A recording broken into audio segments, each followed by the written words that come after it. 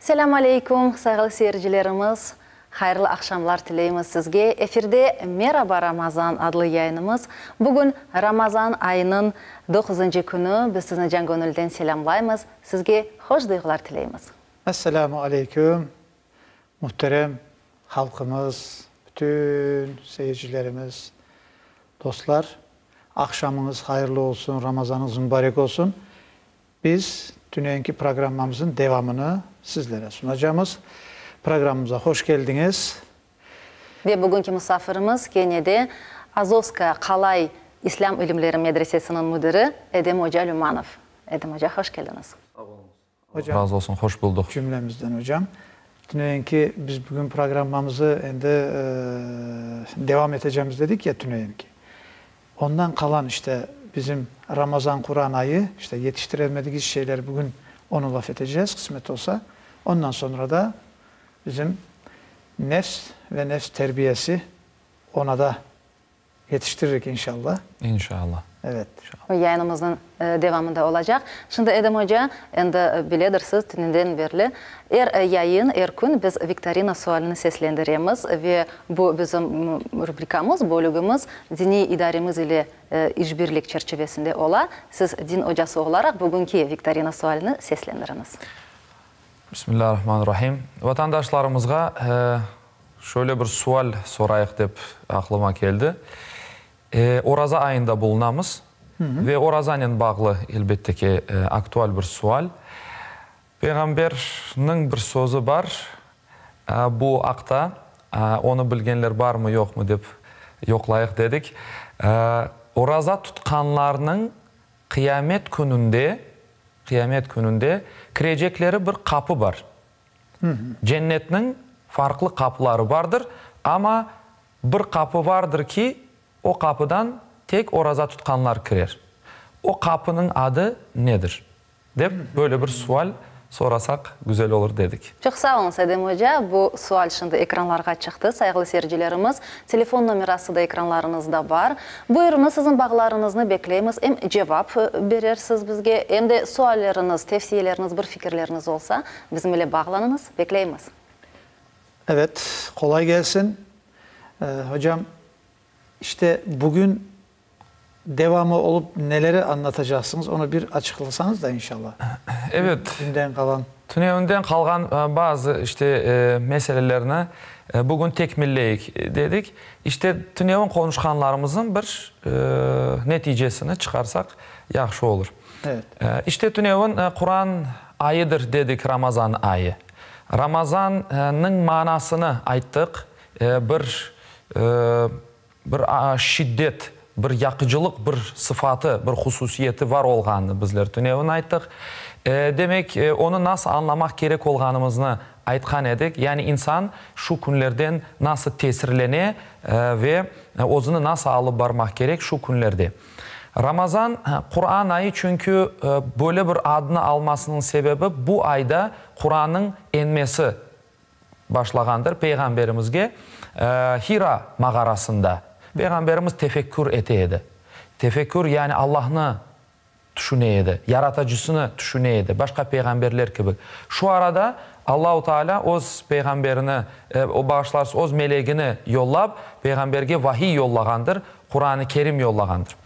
İşte Ramazan ayı bu öyle bir aydır ki gönülleri fethetken, yani gönüllerine kazangan, aç ve susuz kalgan gönüllerini bir yıl devamında onların o gönüllerine su serpken bir aydır.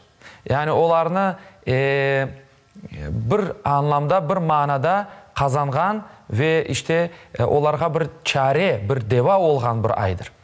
Ramazan ayı birlik, beraberlik için büyük bir fırsattır. Çünkü bu ayda insanlar iftarlarda bir sofra etrafında birleşirler ve birlikte aşarlar, sohbet ederler. Yani birlik, beraberlik için gerek olan şeyde bir araya gelmek, bir sofra başına toplanmaktır.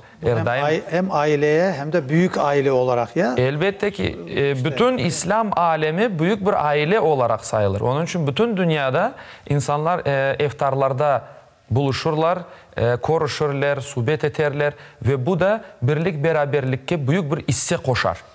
İşte bu ay birlik beraberlikke büyük bir hisse koşkan bir ay dep aytamız. İşte bu ayda teravih namazları kılına. Yüce Allah'ın, yaratıcının bütün İslam aleminin, bütün Müslümanların birlik ve beraberlik içerisinde yaşamaları için böyle bir ilave ibadetlerini de bizge devamlı yollamaktadır, öğretmektedir. İşte Ramazan orazası o zaten var.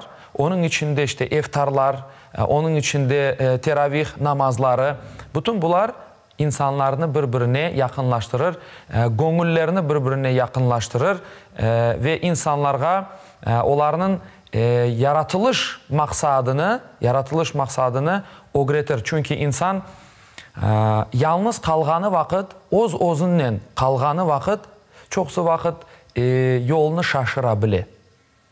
Onun için ümmetle beraber olmak güzel bir imkandır. Ramazan ayı tünevin de aytkanımız gibi günahlarını yakkan, yok etken, silgen, süpürgen bir ibadettir. Ayrıca bizge işte viktorinamızın suali de ayrı bir kapıdan kirmemizge de bir sebeptir. Bizge ayrı bir derece kazandırgan bir ibadettir. İmkandır. İmkandır. Ramazan ayı imkandır. İmkanlar ayıdır. Elbette. Hocam özür dilerim. Telefonumuz var iken. Alo, buyurunuz. Alo, selamünaleyküm. Aleykümselam, hoş geldiniz. Buyurunuz. Biz telefon açtık Haluka'dan. Ramazan ayınız hayırlı olsun. Allah razı olsun. Tutkan oralarınızı Allah kabul etsin. Cümlemiz Amin. inşallah. Amin. Allah razı olsun. Cevabım bu. Rayyan kapısı. O kapının adını aytasınız. Tekrar aytınız bakayım. Rayyan. Reyyan kapısı. Güzel. Doğru mu Maşallah hocam? bizler pek kolay sualler mi sorayımız halkımızga, milletimizge? Anlamadım. Daha bizim programımız daha endi başladı. Maşallah endi cevaplar geldi. Maşallah tebrik edemiz. Doğru. Ben biraz da böyle düşüneyim hocam. Diyeyim ki halkımız bilgili. Daha çok bilgilenmeye başladı. Evet ya böyle programmalardan evet faydalanıp çok şey öğreniyor bizim halkımız. Bir de bütün olsun. Kırım boyunca hocalarımız güzel çalışıyor. Maşallah. Bütün Kırım'da din ocakları, hocalar işte güzel çalıştığının neticesidir işte. Şükürler olsun. Demek ki bizler bir adım da olsa okey kitemiz yani. İnşallah, inşallah. Din tarafından eğer bizler evet okey gitsek bizim başarımızdır. Elhamdülillah. Evet. Maşallah. Çok sağ olunuz. Biz sizni hayırlaymiz ve şimdi hadimimizge telefon numaranızı aytınız, kaldırınız. O sizge her şeyini anlatır. Edim Hoca siz de anlatınız. Nasıl hediyeler bekley? Elbette. Bizim işte hediyelerimiz işte da Tünev'in de aytkanımız gibi kitaplardır. İnsanın en büyük dostu kitaptır ve o kitaplardan algan malumatlar ve daha esası o malumatlara göre yaşamasıdır. Evet. Elbette kitap okumak güzeldir. Ama o kitapta yazılgan elbette bu dini kitaplar daha çok. Evet. Ondan alınan malumatlara göre o hayatını şekillendirmek o başka bir şeydir.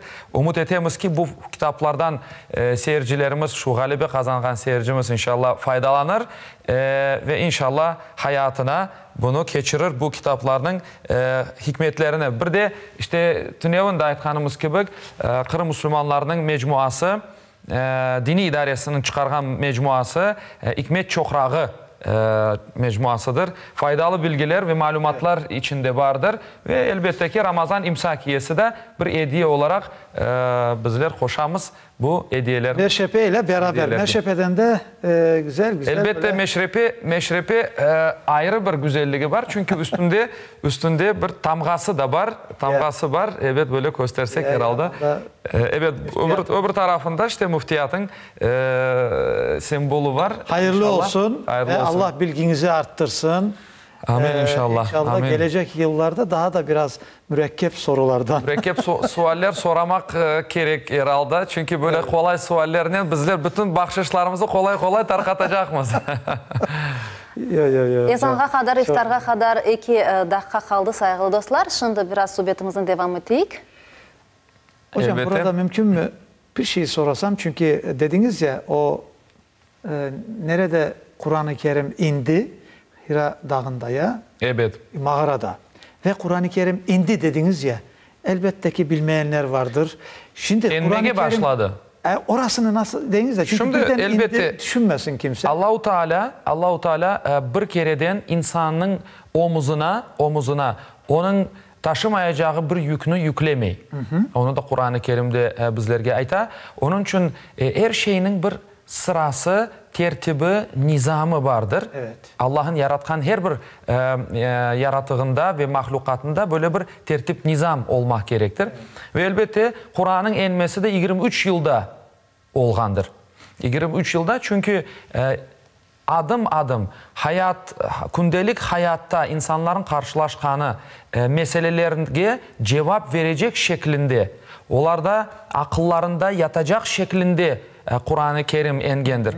Ama işte enmege başladı desek daha doğru olur elbette. Neden başladı? Başı neydi?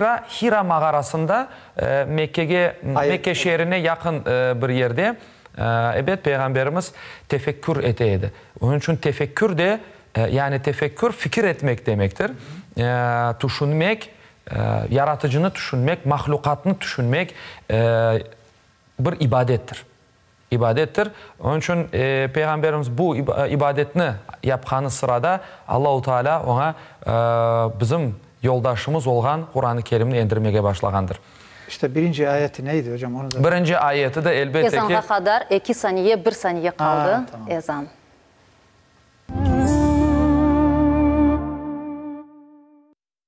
Allahu Ekber, Allahu Ekber. Allahu Ekber, Allahu Ekber. Eşhedü en la ilahe illallah.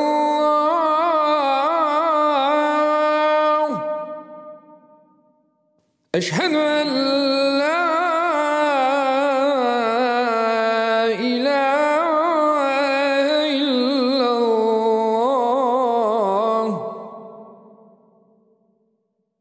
Eşhedü enne Muhammeden Resulullah.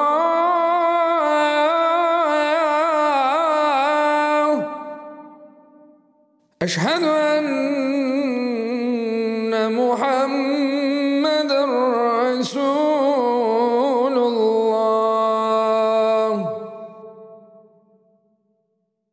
Hayya ala salat.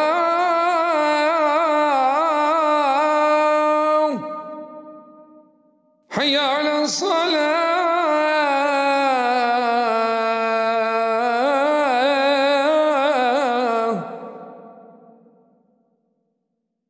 حي على الفلاح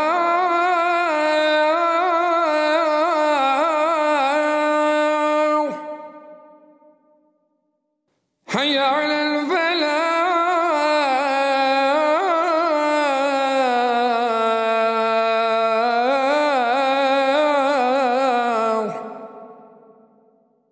الله أكبر الله أكبر لا إله إلا الله.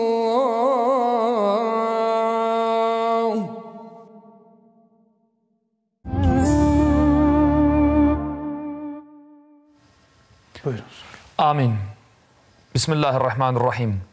اللهم لك سمنا وبك آمنا وعليك توكلنا وعلى رزقك أفطرنا وصوم الغد من شهر رمضان نوينا فاغفر لنا ما قدمنا وما أخرنا.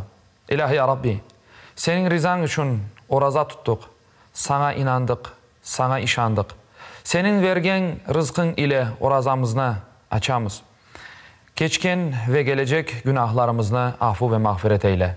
Subhane rabbike rabbil izzeti amma yasifun ve selamun alel murselin velhamdülillahi rabbil alemin bi rahmetike ya erhamurrahim. Allah kabul etsin inşallah tutkan orazalarımızdan. Amin, amin cümlemizi. Allah sofralarınıza bereket, kesenize bereket, canınıza sağlık versin. Şimdi herkes şimdi Bismillah dedi sofraya. Afiyet olsun diyor herkese. Elbette ki siz aşanız, siz sofralarınıza el vurunuz derler. Bizde böyle bir söz var. Biz de size hizmette devam, biz de bundan neşe alamız. Sevgili dostlar, bugün de gene hatırlayık böyle bir teşekkürlerimizle işte Lebo markası bizimle beraber kahve bazen değil hatıralarının kapısını açtırır. İnsana uzaklara baktırırmış. Ve eski dostları, vakitleri hatırlatırmış. Dadında ve kokusunda hasret varmış. İşte onun için dedik ya kim yerde tek olup böyle düşüncelere daldırır. Ama bazen de iş yerlerinde, her yerde, mahallelerde de kadınlara da işi bıraktırırmış, unuttururmuş yani toplanır da kahve içermişler. Sevgili dostlar, cezveleriniz her zaman kaynasın. Elbette ki kahvenin tadı başkadır. Arada da bir sohbet istetir. İşte sağ olunuz, var olunuz. Biz de işte sponsorlarımıza teşekkür ettik. Yayınımız devam etti ve stüdyamızda telefon açan seyirci var. Bağını kabul edemiz. Alo. Buyurunuz. Alo. Buyurunuz. Alo. Selamun aleyküm. Aleykümselam. Hoş geldiniz. Selamun aleyküm. Aleykümselam. Eştemiz. Buyurunuz. İşte akşam sesler hayırlı olsun. Allah razı olsun. Kılgan ibadetlerimizi Allah Teala kabul makul eylesin ya Rabbim. Cümlemizin inşallah. Edem hocama bir sualım var idi. Bana neler bir vakitte gele. Hem namaz, hem iftar, hem onun için namazı sigaran keçe yapmak olar mı diye soracaktım. Akşam namazı vaktine yapılar. Onun için soracaktım hocadan. Evet. Sual. Evet, bu sualga cevap vermek için şunu demek gerek. Sofralar donatılğanı vakit elbet insan bütün gün devamında oraza tuttu. Pek tabii bir vaziyettir. Aşamağa isteydir, aç olğandır, susağandır. Onun için sofraga... Nefs de vardır. Nefis, işte insanın nefsini toyduracak elbette ki. Akşam oldu.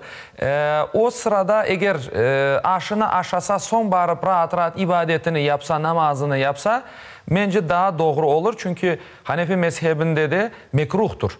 Sofralar donatılğanı vakit ibadetini yapmak mekruhtur. Onun için başta bir aşınızını rahatça aşanız. İnşallah nefsiniz böyle bir toysun. Ondan sonra inşallah ruhunuzu toydurursunuz bir ibadetle inşallah, namazla. Hocam sizin sözünüzün kuvveti sevgili teleseyircilerimizle onu da demek isteyeyim. Hayatımız boyunca aksakallarla, hocalarla, işte büyüklerle oturanda hatırlayayım her zaman aziz dostlar derdi ki gerçekten de bu Ramazan vakti sofralar hazır olanda herkes oturup yemeğini yer, bir aşarlar biraz böyle bir yarısına kadar böyle bir ondan sonra ibadeti rahat çünkü namazını. İnsan aklında kalır o aşlar.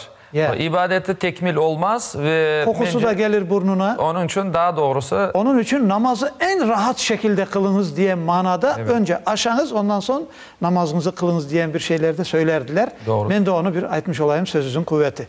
Afiyet olsun. İbadetlerinizde Allah kabul eylesin inşallah. Amin inşallah. İşte ayttık bu Kur'an-ı Kerim'in 23 yılda inmesi ve Peygamber Efendimiz'e elbette yüreğine, kalbine indi. Vahiy olarak. Yani Cebrail Aleyhisselam'ın vasıtasıyla vahiy olarak bir kitap alında inmedi.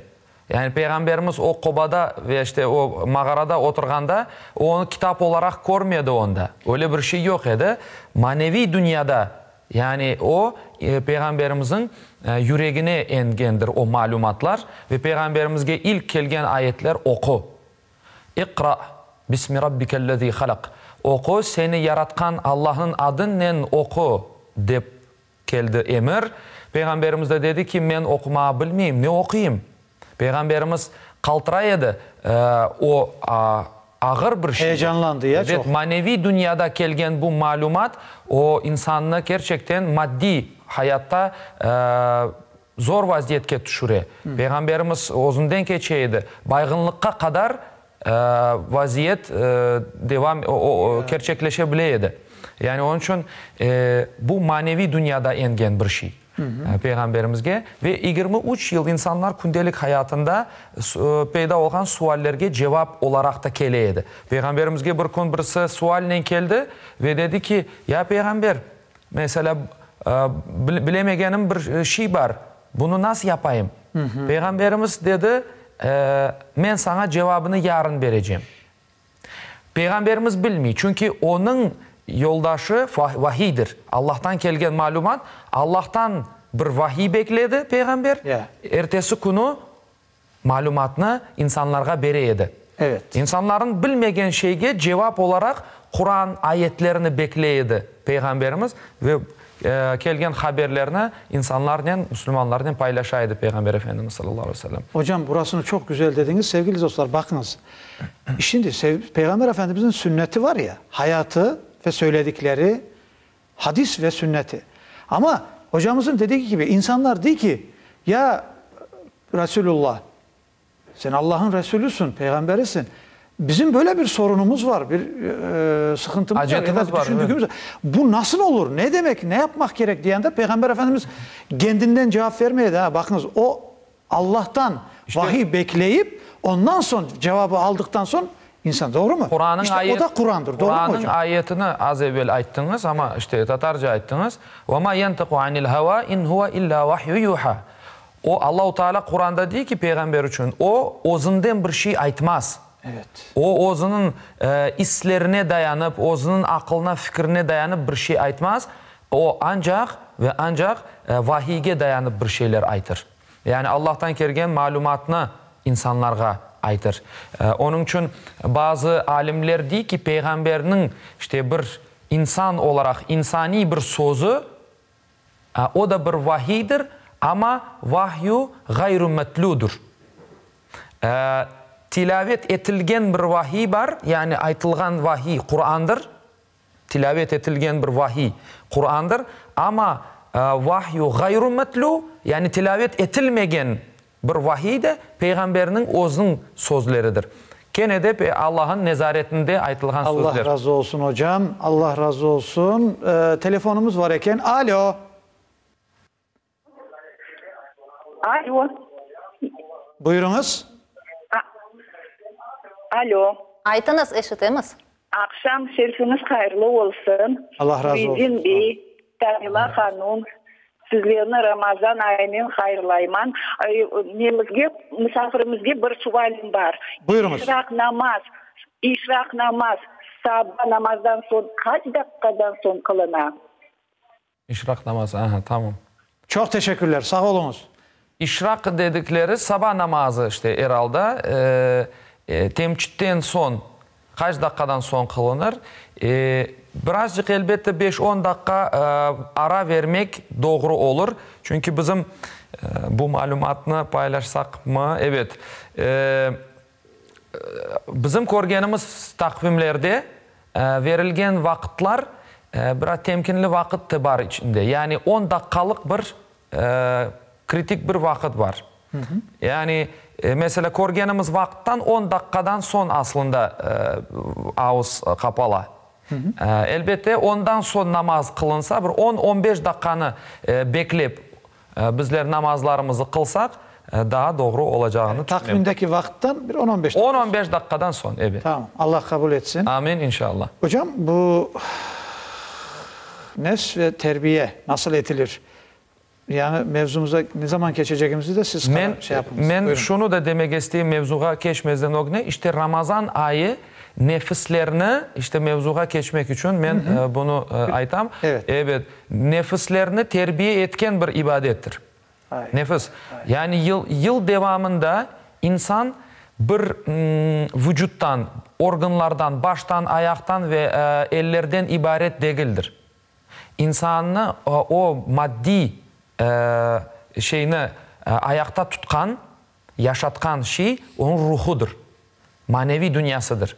İşte yıl devamında insanın nefsi, insanın işte gönlü paslana, totlana.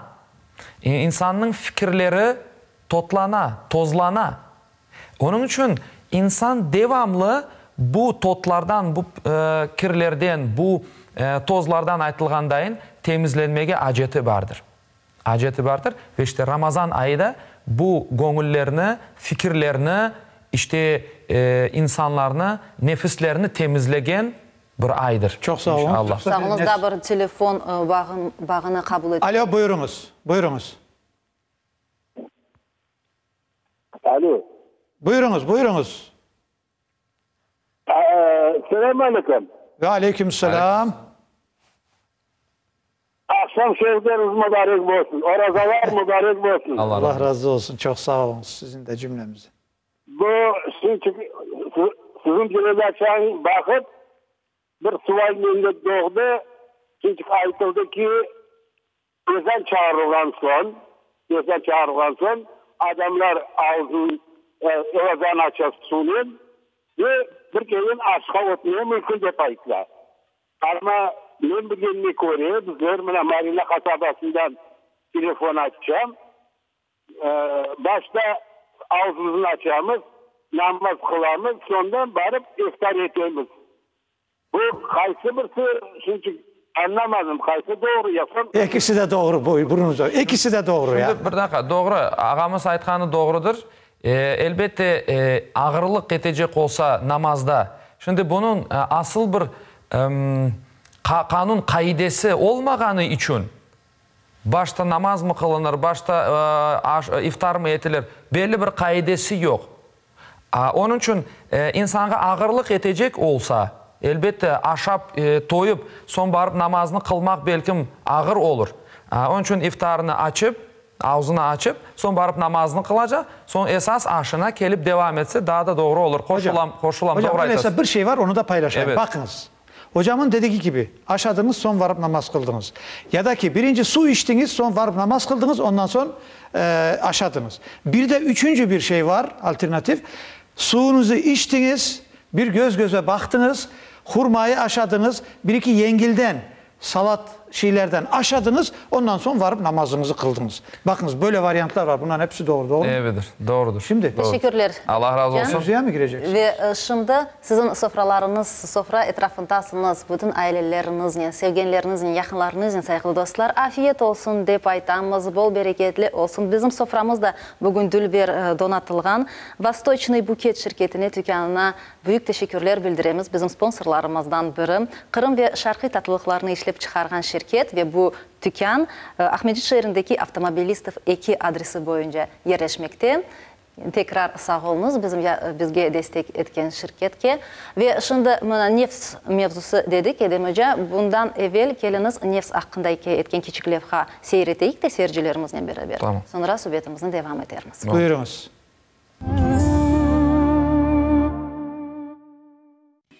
Nefs içimizdeki bütün yaramay isteklerimizdir. İnsanı Allah'tan uzaklaştırgan bütün şeytani isler nefsten ibarettir.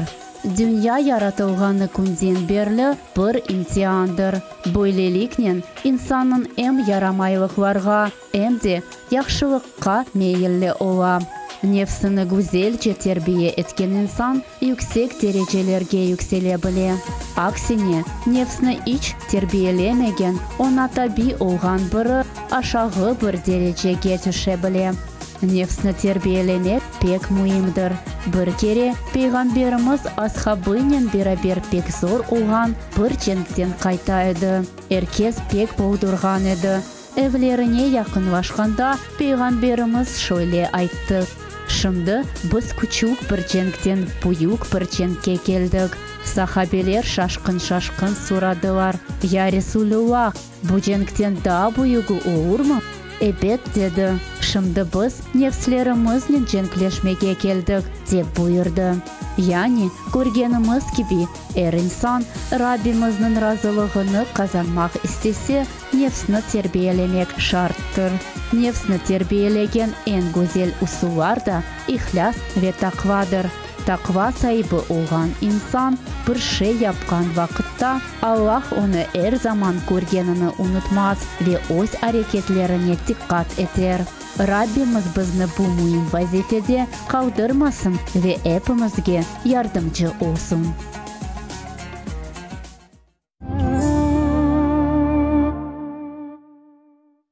Amin, amin.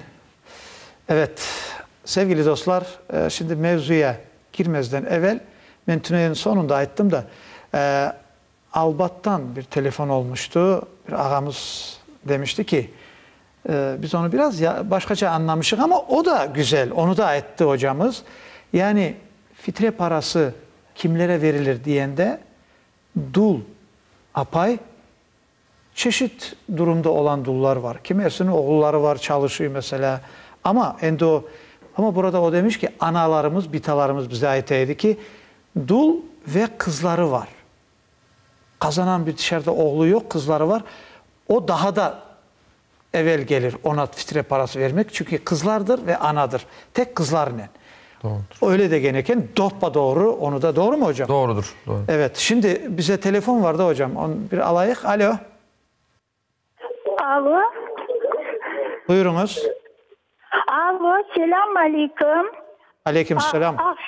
Akşam şerifleriniz mübarek ve hayırlı olsun. Bizim hürmetli Edem hocamız Tanila Hanım, bizim güzel alıp barucumuz Nureddin Bey, Ramazan ayınızın da bugün 9. günün ozgarıp oturamız. Cümlenizge, cümleyi Müslümanlarga hayırlı olsun. Amin. İnşallah sonuna çıtıtmaklar kısmet etsin. Allah'la beraber bolayık. Sizlerle beraber. Edem hocama, buna bakın, ben özüm bayağı yaşta insanım. 5 mezhel namazını kılaman. Buna namazdan son evde oturgan korantalar, şahsen benim balamın korantaları evde oturup şimdi hepsi teravih namaz yaparlar. Teravih namazın bilen kaydelerin, rikatları çok. Ben onu yapamayım. Yüreğim vurup ketişti sağlık boyunca.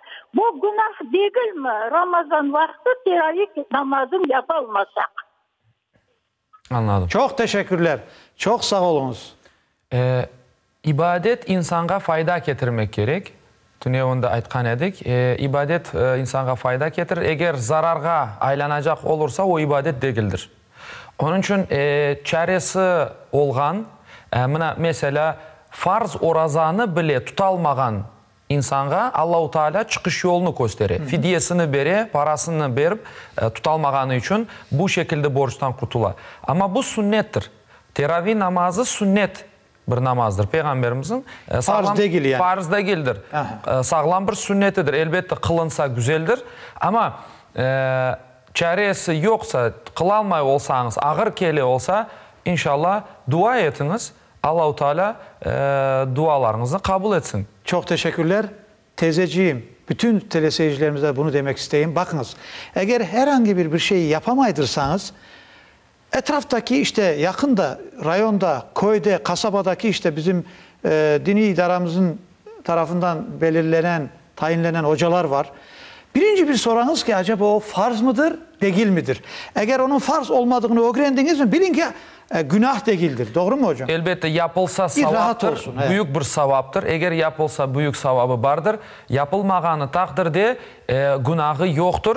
İnşallah bunun yerine eğer yapamay olsanız tesbih çekebilirsiniz. Zikir yapar. Bol bol Kur'an okuyabilirsiniz. Oturup Yasin okuyabilirsiniz. İşte geçmişlerge yani bu boşlukunu farklı bir şekilde doldurabilirsiniz evet. Dep aytamız yani. Allah razı olsun. Çok sağ olun. Cevabınız için teşekkür. Allah razı olsun. Edem Hoca ve da telefona çıkan seyircimiz var. Nevbet'teki telefon bağı. Alo. Alo, selamun aleyküm Nureddin ağamız, Nureddin Bey.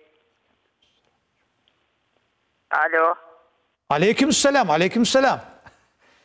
Aleyküm selam Suudi, aleyküm selam Edem hocamız. Men mümkün bolsa bir sualım var edi. Kere birinci Ramazan ayınız hayırlı olsun. Etken ibadetlerinizi Allah Teala kabul eylesin. Amin. Amin. Buyurunuz.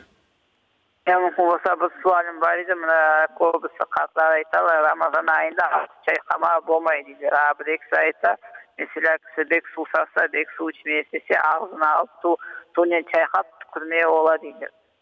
Nasıl oluyor? Bolan bolmayın.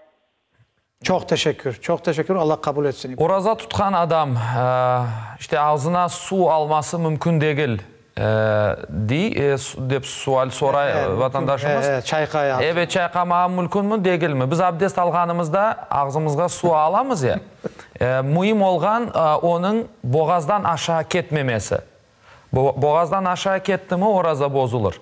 Elbette ona dikkat etmek gerek ve mümkün olganı kadar işte o ağzımızda kalgan sularını yok etmek için hareket etmek gerek. Evet. Yani dikkat etmek gerek. Bir de tiş yumak da mümkündür. Evet. Çünkü Ramazan'ın ibadete ve temizliğe yani kederi yoktur, engeli yoktur. Evet. İşte bunu bildire. Temizlik yani her zaman. Temizlik imanın Allah razı yarısıdır. olsun. Evet. Çok sağ olunuz. Güzel güzel manalı ve gerekli sorular soraylar. Evet. Allah razı olsun. Allah razı olsun. Evet, arada telefon eteler diler ki biz de programdan son diyor ki Nurettin Bey çok telefon ettik ama hiç çalmadık. Meşgul. Ama indi kusura bakmanız elbette öyle ola. Ama işte 30 gün devamında Ramazan boyunca işte telefon etiniz, beraberlikte programlara varayıq. Biraz da bakayım yavaş laf etsem beni eşitmeyler. Ben kimerde sessiz laf etem de diyeyim yok biraz sessiz laf eteyim diyeyim ama bu sefer eşitmeyler yani. Daha bir telefon bakıp. Alo. Maşallah. Maşallah. Buyurunuz. Aleykümselam. Alo. Ben sizge bir sualım var. Mana şimdi Ramazan ayında Kur'an okuyumuz. Secde yapla 14 kere. Onu bir anlatsanız hepsini Kur'an oku bitirgen son 14 kere yapmam mümkün bir kereden. Mümkün. Ya da sıra. Mümkündür. Mümkün. Secde ayeti kelgeni vakit bir kereden yapmak mümkün ve hepsini bir kereden yapmak da mümkündür. Onun belli bir kaidesi yoktur. Yeter ki o secde ayetlerinde ki o secdeler yapılsın. Ve halkımızın içinde de sizlerden öğrendikleri suallerine cevap alıyorlar ya bütün hocalarımızdan. Evet. Sizlere de ricamız olur ki bildiğiniz şeyleri bilmeyenlerle paylaşınız. Güzel. Ki siz de hayırlara vesile olunuz inşallah. Maşallah.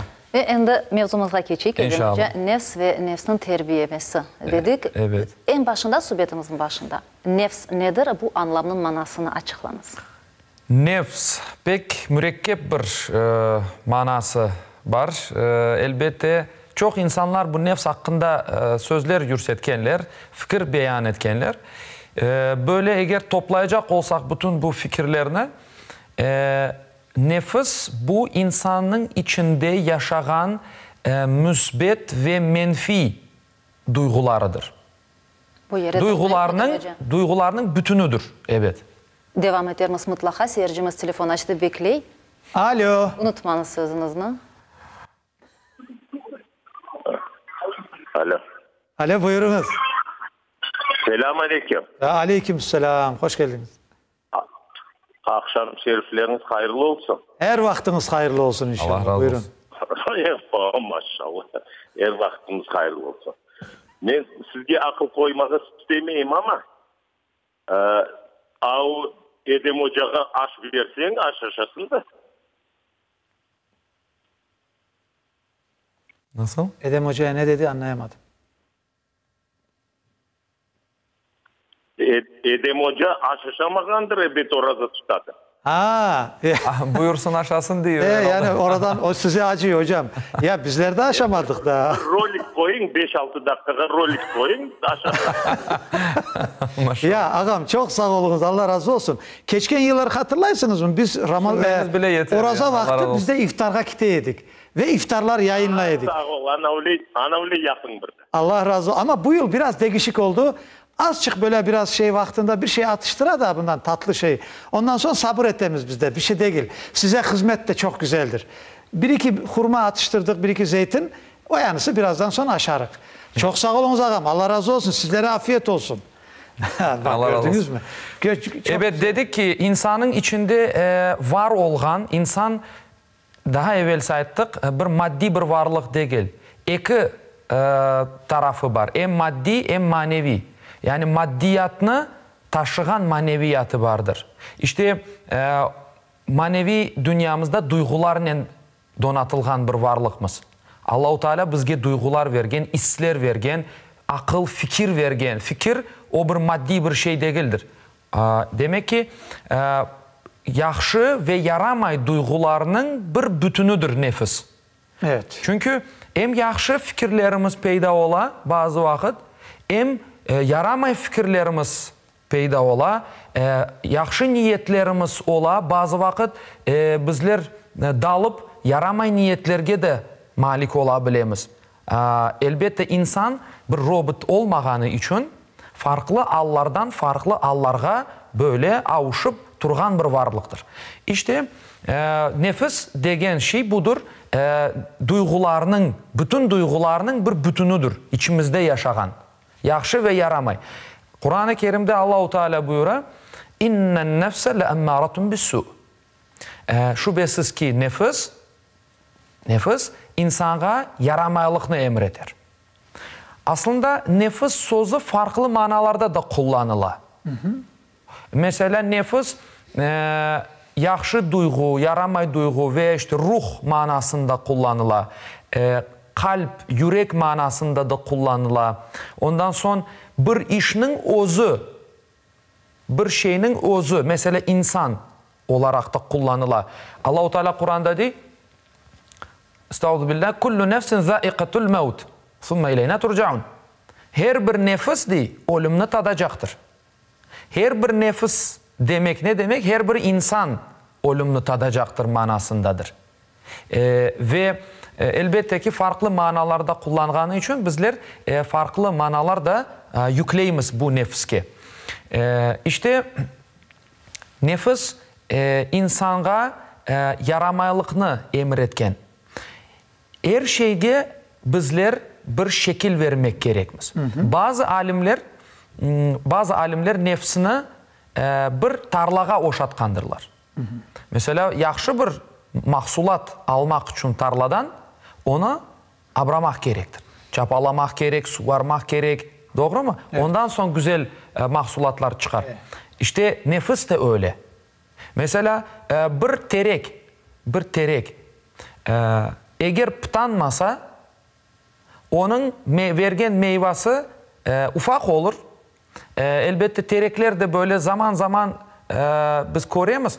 Hiç meyve vermegen bir alga kele terekler. İşte onun için eski mevzumuzla bağlayıp Ramazan ayı bir bahçıvandır. Aynı manada. Bahçıvandır. Tereklerini pıtağan bir ibadettir. Yani nefslerimizle o çeşitli böyle bisporядочный degenimiz bir şekilde osken o pıtaklarını kiyik olup osken pıtaklarını pıtağan bir aydır Ramazan. İşte nefis de eğer terbiye olunmasa insanın içindeki o duygular eğer bir tertipke nizamga koyulmasa onlar işte insanı farklı allarga alıp gider. İnsan insanlıktan çıkar. İnsan insanlıktan çıkar. Onun için bazı alimler nefsini atka benzetkenler. At. Bizim mingenimiz hayvan. Evet. Atka. Yani eğer o atka bazı atlar vardır ki yanına bile yanaştırmaz. Bu böyle kiyik at. Yani işte terbiye olmayan bir at. Değil ki onun üstüne binmek o yanına almaz. Bazılarına minesin ve hoşlukla. Hocam unutmayık. Alo. Özür dilerim hocam. Telefonumuz var. Alo buyurunuz. Selamun aleyküm. Ve aleyküm selam. Ben Lenin rayonundan Uriye'men. Bir sualim var. Bereketli fıtır sadakaga. Hepsini ben anlayman. Lakin malı bolgan kişinin malga da tiye mi sadakası ya yok mu? Malga ne yapar? Fitir sadakası, bakınız, fitir sadakası veren mal için de fitir sadakası vermek gerekmedi. Yok, mal için değil. O zekat o. Zekat ölçülerinden aptemiz. Fitir sadakasının ölçüleri bellidir. Hurmadan, işte kuru yüzümden ve mesela buğdaydan verilgen işte sadakadır. Ama zengin işte olmak için onun belli şartları var. Zekattaki ölçü neyse fıtır sadakasındaki de zenginlik ölçüsü de aynıdır. Demek ki fıtır sadakasını vermek için mal varlığı 80 gram altın eğer var ise o zaman o insan zengin sayılır. Evet. O fıtır sadakasını verir. Zekatını verir. Ama zengin sayılır işte. Ama eğer o 80 gram altın işte baylık derecesine eğer kavuşmasa, erişmese ona fıtır sadakası vermeye düşmüyor. Zekat vermeye düşmüyor. Fıtır sadakası da aynı şekilde. Elbette fıtır sadakasını da vermemek gerek. Zekatta bir yıl devamında malın mülkünün o derecede kalması şartı vardır. Bir yıl devamında eksilmemek gerek.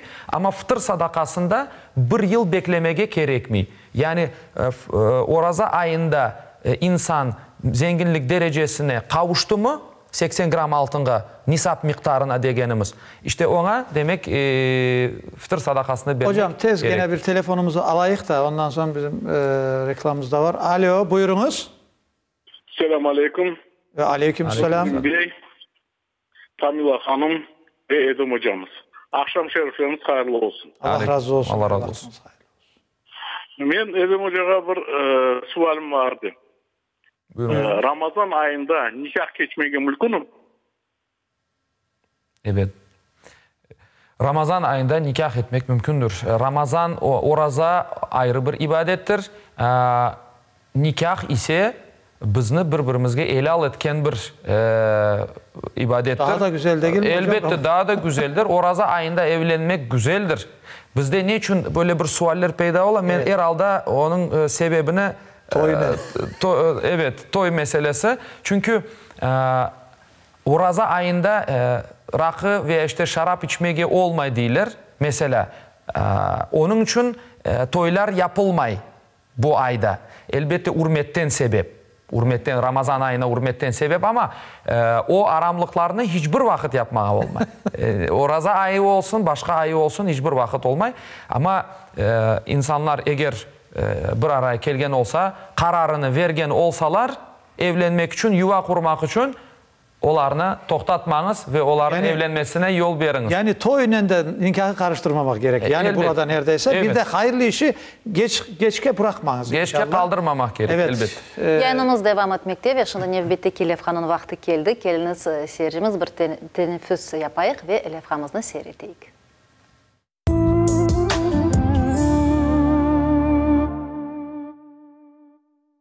Evlat yüce Rabbimiz tarafından ana babaga verilgen bir nimet, bir ideyedir. Kız olsun, oğlan olsun fark etmez. Hayırlı evlat olganı vakit öz ana babası için bu dünyada sevinç ve baxt hediye eter.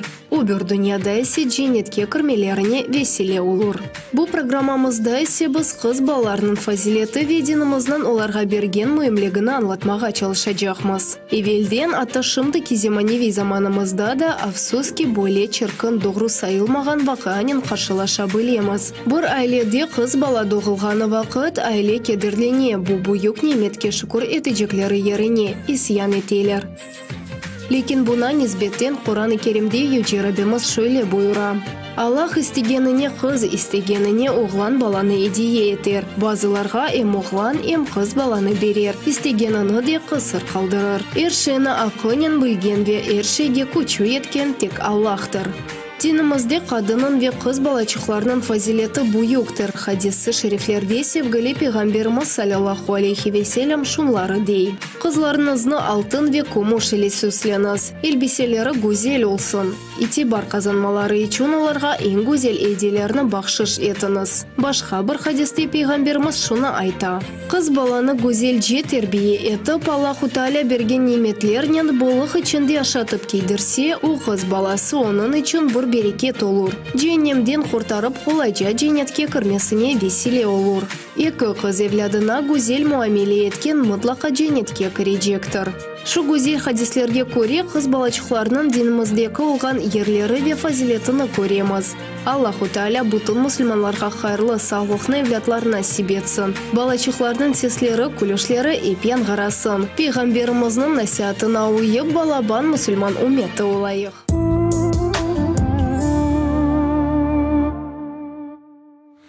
Afiyet olsun. Allah razı olsun. Bu arada biraz aşağıdan olduk. Ağamız sağ olsun bizge. Ya. Lakayt kalmaganı için, bizi düşüngeni için Allah çok sağ olsun. Onu herkes düşünüyor hocam oturan Allah yerinde. razı olsun. Şimdi o bütün halkımız adından seslendi ki bir şeyler aşaysınız mı, aşadı mı diye. Sağ olun, sağ olun. Ama afiyet olsun. Biz de gerçek biraz kahvemizi de içtik.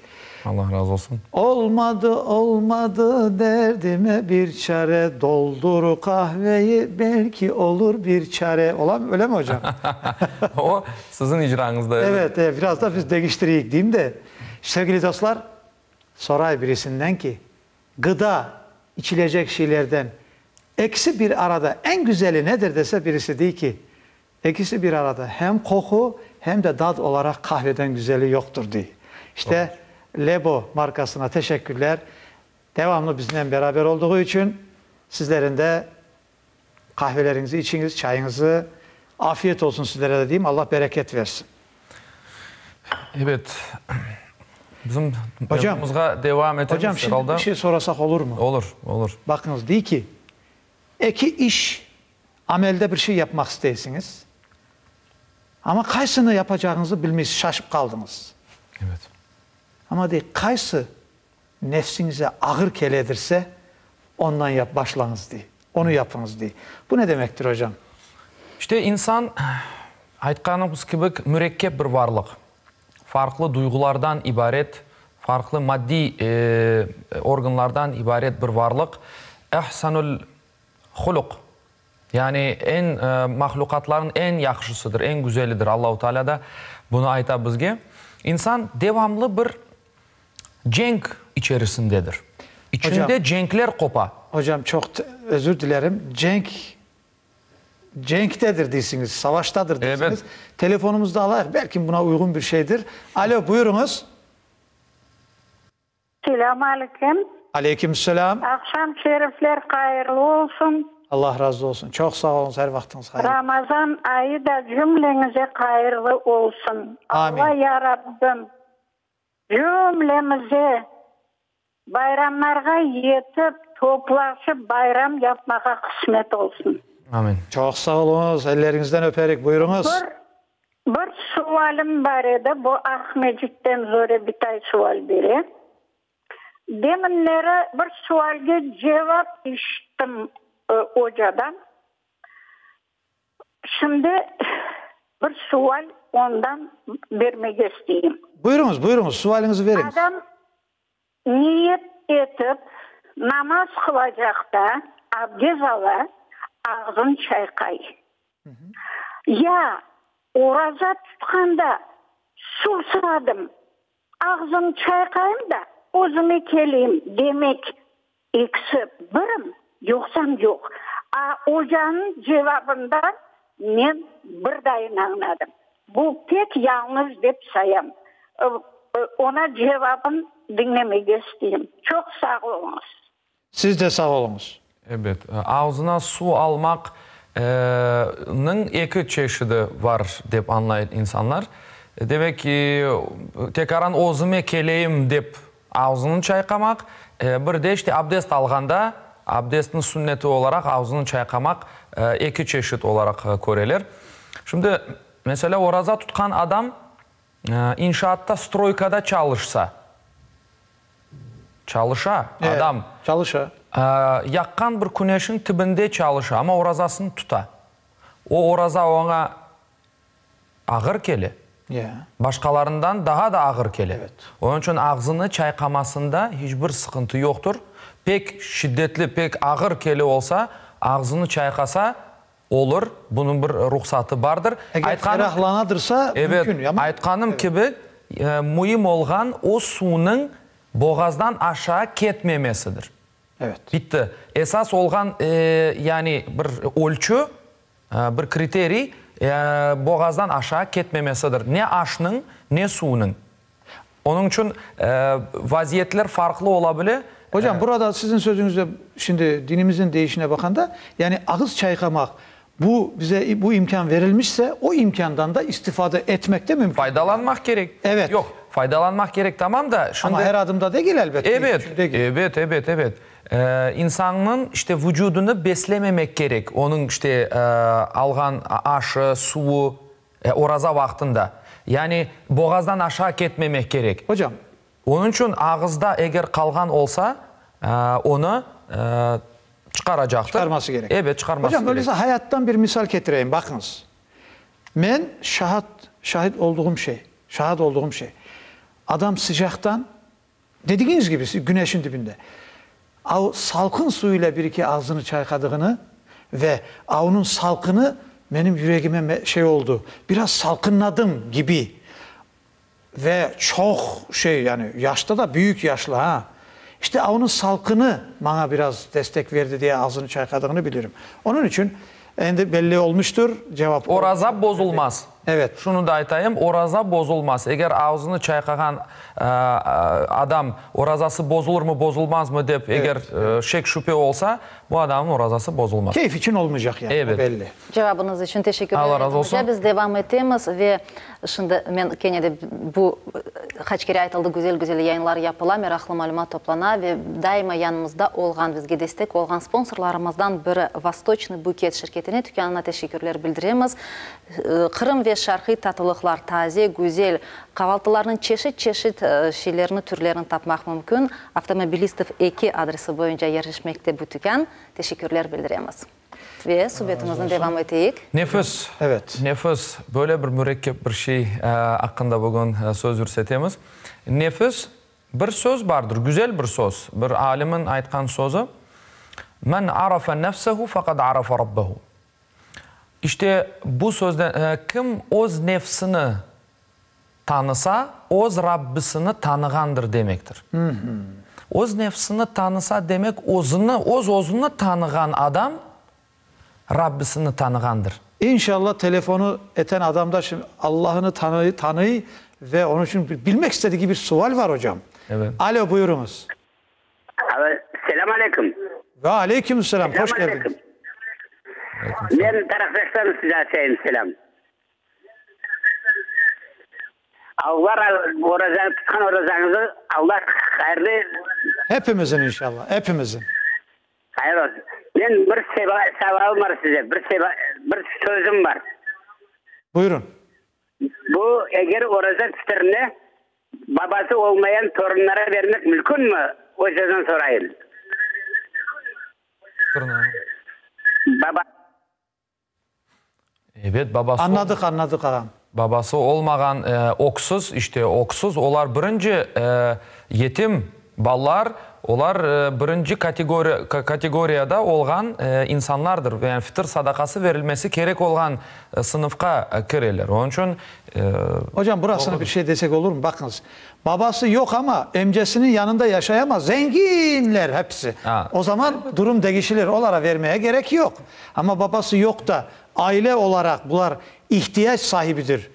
O zaman verilir elbette ki. Doğrudur. Öylesi de vardır ki Doğrudur. babası yoktur ama emcesinin yanında yaşaylar ama zengindir emcesi. O zaman onun ihtiyacı yoktur. Elbette ama ihtiyaç meselesi. İşte sadakanın emniyetini bizler anlamak gerekmiz. Sadaka işte fıtır sadakası, zekat, başka yardımlar kimge verilir? Adresi ihtiyacı olgan insanlar. Aynen öyle. Bitti, bu cevabı budur. Onun için eğer ihtiyacı varsa ve o sınıftan ise, yani oksuz ve babasız, işte anasız kalgan, o zaman elbette ki düşer. Şimdiden deyik, Allah kabul etsin bütün ibadetlerinizi ve verdiğiniz sadakaları. Orada hatırlatayıq öyleyse. Sevgili dostlar, biz her programımızda aytamız, kim eğer fitre sadakası verecek de adam tapamaydırsa, rayonlarda, köylerde, kasabalarda, ilçelerde, şehirlerde bizim hocalarımız var. Dini idaremiz tarafından tayin edilmiş hocalar. Onlara alıp varıp verirsiniz ve onlar bu hizmetin içindeler ve merhamet aksiyasına o paralar gelir ve şahslara yerine getirilir. Hastalara ve ihtiyaç sahiplerine. Bunu da aytıp koyayak gene. Allah kabul etsin herkesin sadakasını ve ibadetini. Hocam buyurun. Evet, işte cenk hakkında dedik bizler. Evet. Doğru, en son ondan mı kalgan edik? İşte insan devamlı bir cenk alında. O duygularla çekişi, mesela onun aklı, fikri bir şey emretiyor ona. O bir şeyler anlay, okudu, eşitti, bir şeyler anladı. Ama duyguları ona başka bir şey ayta. Başka bir şeyin yapmasını istiyor. İşte insan da o iki duygunun arasında bir saylav yapar. İlle bir şeyler olay ya. İlle bir şeyler olay. Nefsinin arada bir tartışma olay. Tartışma, duyguların arasında tartışmalar. İşte insan hangi duygularga yönelse, yaxşı ve faydalı duygularına, fikirlerine yönelse, inşallah öz nefsine hakim olgandır ve inşallah şeytanga o nefsini türtüklemege izin vermegen demektir. Evet. Elbette nefis işte özünü tanımak. Daha evvelse aytkanım gibi. İnsan özünü tanıması gerektir. Şimdi İnsan özünü tanımagandan son esas bizim gayemiz, maksadımız Allah'ımızı, yaratıcımızı tanımak. Ama insan özünü, öz nefsini, özünün ne olganını tanımagan olsa Rabbisini tanımaz. Şimdi bizim bir süjetimiz var. Tanımak için işte növbеттeki bölükке de kirmek için keliniz bir levha meraklı ve faydalı malumat aks etken levhani beraber seyreteyik. Ondan sonra çok güzel bir sualimiz var hocamıza. Buyurunuz.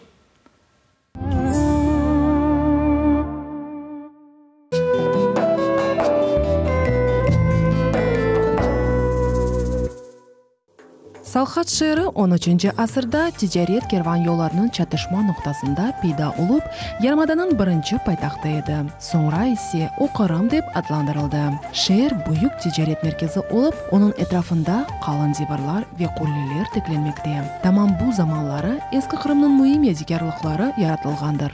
Salhat Kırım'da cemaat binalarının dolu eken, her şeyden evvel mında camiler peyda oldu. Tamam olar bugün unikal mimarşah eserleri sayılmakta. Özbek Han camisi Kırım'ın Yarımadasının saklanıp kalgan camilerinden en kadimi camisidir. 1312 sene altın orta taxtına kelgen Özbek Han Salhat'ta Dülber Cami ve yukarı Müslüman dini okup yurtu medreseni kurmağa emir verdi. Türk siyasatçısı Evliya Çelebi'nin mesajına göre 1512-1513 senelerde 1. Mengli Geray devrinde bu cami Cuma camisi olarak belli edi. Mında cami ile bir umumi divarla bölüngen yüksek dini okup yurtu medrese yerleşiydi. Medresede Kur'an, Arap dili, belagat, felsefe, felakiyat, mantık, kanunları fenleri öğrenilgen. Mezkur okup yurtunda Ali dini tahsil algan terbiyeciler, molla, kadı, ilahiyatçı olaydılar. Onlar İslam dinini Kırım Yarımadasında ve ondan dışdır kataydılar. Şimdiki günge kadar birinci kuruculuktan şimali divarının kısmı, or kapısı ile ve kemir kapının sütunları saklanıp kalmakta. Bugünkü görünüşte Özbek Han camisi kubbe çeşidinde 4 köşe binanı tasvir etti. Onun kırışı şimali tarafta. Şimali şarkı köşesinde ise minare kurulgan. Kaydetmeli ki caminin kuruculuğu 1314 senesi başlandı. 18 yıl sonra yukarı Müslüman din okup yurtu medrese kuruldu. Onun meydanı 800 kvadrat metrini teşkil etken edi. Medresede dersler alıp barılgan esas odası kara mermer taşı ile bezetilgen ve 15 metrlik yüksekliğinde direkler tiklenilgen edi. Tamam şu odada kitapxane yerleşken. Anda olgan en kıymetli kitaplardan birisi bu 850 senesi derç olgan Kur'an-ı Kerim kitabıdır. Şimdi mezkur aziz kitap Ermitajda bulunmakta. Umumen alganda, içerideki azbara ile medrese büyük kolimli inşa edi. Binanın ok tarafı kemerili oyulgan örnekler çerçevesi ile ilvandırılgan. Caminin birinci kuruculuğundan oyulgan örnekler ile bezetilgen mihrap, Arap yazısı ile portal saklanıp kalmakta. Cami bazilik üslupte yaratılgan tuz köşeli inşaattır. Aziz evinin iç mekanı stalaktik ariflerinin bezetilgen 8 taraflı direklerinin 3 çifti ile bölünür. 20. asırının başında bu binada Ülkeşinas muzeyi yerleşken edi. Kırım Tatarlar Kutlevi surette öz tuğan topraklarına avdet olganının cami gayradan tiklenmeye başlandı. Eski Kırım'ны diğer ibadethaneler yarıştırmakta. Misal olarak Kadimi şehirde Müzg caminin yıkıntıları saklanıp kaldı. Onun kuruculuğunda Muskus koşula eken.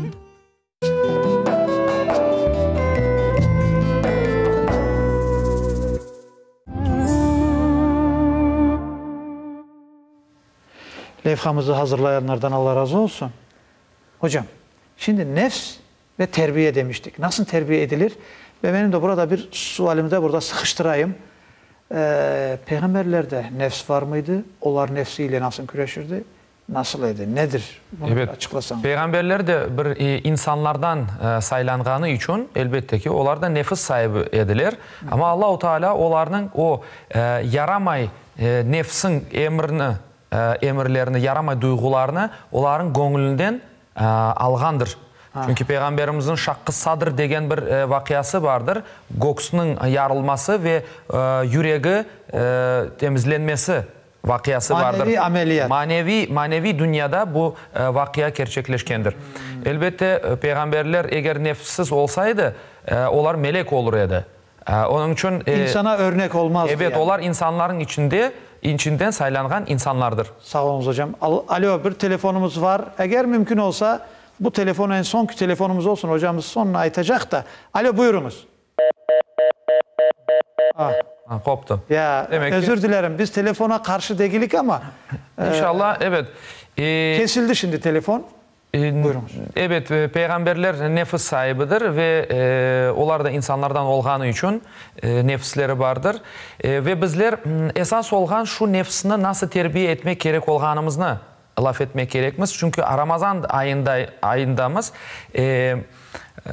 büyük alimlerinin, tasavvuf alimlerinin işte bizge göstergen yollardan biri nefsini az aşamakla, az içmekle, az yuklamakla bağışlarsınız ve az konuşmakla terbiye edilir.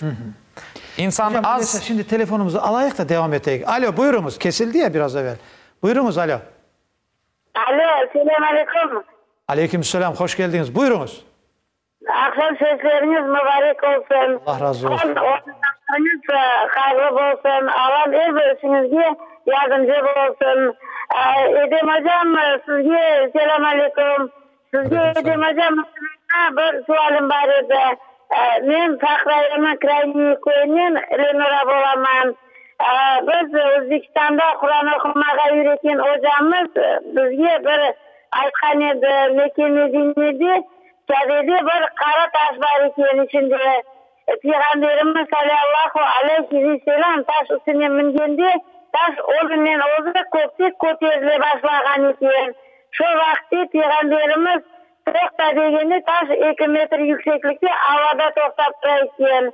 Bunun sırrı tek Allah'a mülüm havada turar dep aytkan edi hoca. Bu doğru mu? Yok mu? Ondan sonra ikinci bir sualım var idi. Duada bolganımızda bir apay kişi mağa aytdı. Kızım dedi, Kur'an okuyan adam namazlı olmak gerek dedi. Şariatta namaz etmeye vaktim olmuyor. O için namazsız Kur'an okumağa mümkün mü? Ya Allah'a kabul olmay mı? Allah razı olsun. Çok sağ olun. Allah razı olsun. Ben şu ikinci sualını kıskadan cevaplayayım. Birincisi biraz anlayamadık evet, da. Şimdi bakınız, oraza tutmak ayrı bir ibadettir, namaz kılmak ayrı bir ibadettir, zekat vermek ayrı bir ibadettir. Hepsi farzdır. Elbette farzdır ama hiçbirisi birbirine tesir etmez. İnsan orazasını tutsa onun sevabını alır, namazını kılmasa onun günahını alır. İşte bu kıskadan bu şekilde aytkan olayıq. Yani oraza tutkan adam namazını elbette Müslüman kişi namazını kılmak gerek. Ama tutmay olsa onun orazası kabuldur. Onu da aytıp Allah razı olsun. Çok sağ olunuz hocam. Birinci sualınızı anlamadık. Yarın veriniz o sualınızı. Bugün endi vaktimiz bitti. Endi telefon alalmayacağımız. Evet. Şimdi yeküne varacağımız. Allah herkesten razı olsun. 2,5 dakika yayınımız vakit kaldı. Yetiştireyik hocam. Büyük alimlerinin irfan sahipleri, yani bu dinni yaşagan manevi dünyasında elbette farklı bir derecelerge kavuşkan insanlar bizge bir tavsiyelerde bulunalar. Qilletut ta'am, qilletul menam ve qilletul kelam. Bularının manası nedir? Az aşamak, az yuklamak ve az laf etmek. Bunlar en çok insanın nefsini şımartkan şeylerdir. İnsan çok aşasa nefsini rahatlata, işte rahatlık da insanını boza normalde. Rahatlık insanını boza. İşte çok yuklasa o da nefsini yaxşı kele, nefsini rahatlata, nefsini her daim elde sıkı tutmak gerek bir Müslüman. Ve çok laf etken vakitte illaki yanıla ve bundan büyük bir günahlarga kire. İşte bundan sebep onun için laf etken vakitte az laf etmek gerektir. Bu üç temel esastır nefsini terbiye etmek için. Elbette Ramazan ayında bizlerge daha az aş aşata, daha az yuku yuklata, daha çok ibadettemiz çünkü bu vakit içerisinde ve elbette ki daha çok ibadetle meşgul olganımız için dünyalık işlerinin daha az meşgul olamız, azca laf etemiz. Hocam Allah sizden razı olsun. Bütün teleseyircilerimizin, halkımızın adından söyleyeyim size. Allah razı olsun. Ailenize de ayrı selam, saygılar. Arada bir ek sözüne yakın çekmemiz gerek programımızda. Ne demek istersiniz halkımıza? Halkımızga her daim şunu diyeyim. Bizim insan şeklinde, insan sıfatına layık olarak yaşamamız için özümüzü tanımak gerekmiz, özümüzü tanıyık. İbadetlerimizde birazcık daha ağırlaşayık, ibadetlerimizi yerine getireyik, Allah'ın razılığını kazanmaya tırışayık ve inşallah Allah-u Teala da bizim bereketlerimizi Çok sağ olunuz hocam. Allah sizden razı olsun. Bugünkü yayınımız sonuna geldi sayıqlı seyircilerimiz. Yarınca sizinle sağlıklaşamız. Büyüklerin ellerinden, küçüklerin gözlerinden öperek yarın görüşmek üzere deyik. Allah'a emanet olunuz ve sualleri vermeden evvel hazırlanınızda yarından tekrar suallerinizi beklerik. Programlarımızı beraber alıp varmak için. Çok sağ olunuz, var olunuz. Allah'a emanet olunuz. Sağ olun.